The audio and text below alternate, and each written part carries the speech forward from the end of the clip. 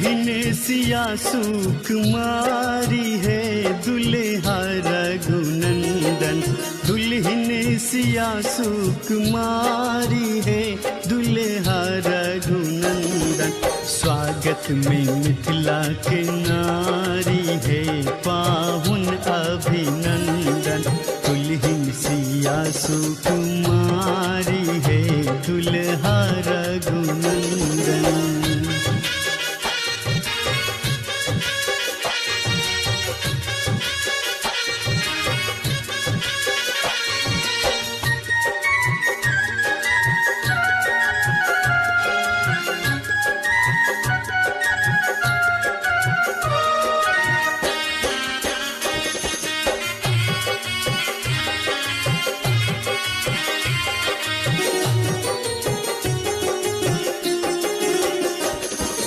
गिरिजा के बरसावर भेला रघुवर। पुलकित जनक सफल स्वयंवर। चारु दुल्हा दुल्हन चारी है, चाने सन अनमन। चारु दुल्हा दुल्हन चारी है, चाने सन अनमन। दुल्हन सिया सुकुमारी है, दुल्हा रघुनंदन।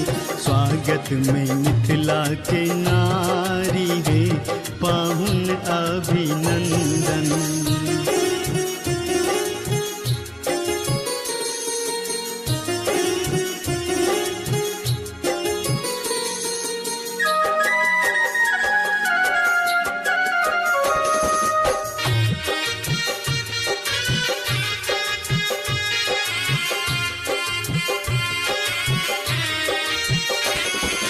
जुगल छवि अतिशय मन भावन।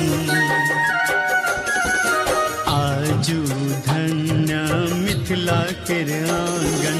चौमुख दियारी बारी है, कर बन सब बंदन।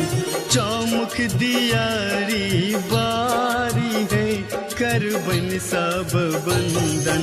दुल्हन सिया सुकुमारी है, दुल्हा रघुनंदन। स्वागत में मिथिला के नारी है, पाहुन अभिनंदन।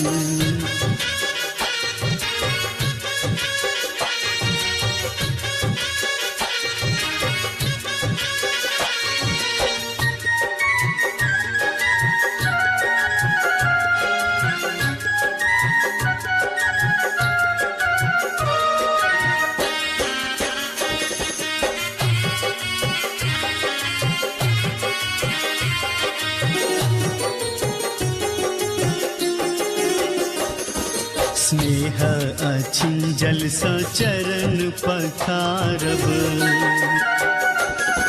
शुभ मंगल लय अरिपन पारब।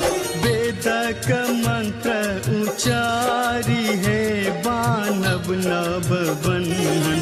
वेदक मंत्र उचारी है, बानब नव बंधन। दुल्हन सिया सुकुमारी है, दुल्हा रघुनंदन। स्वागत में मिथिला के नारी है, पाहुन अभिनंदन।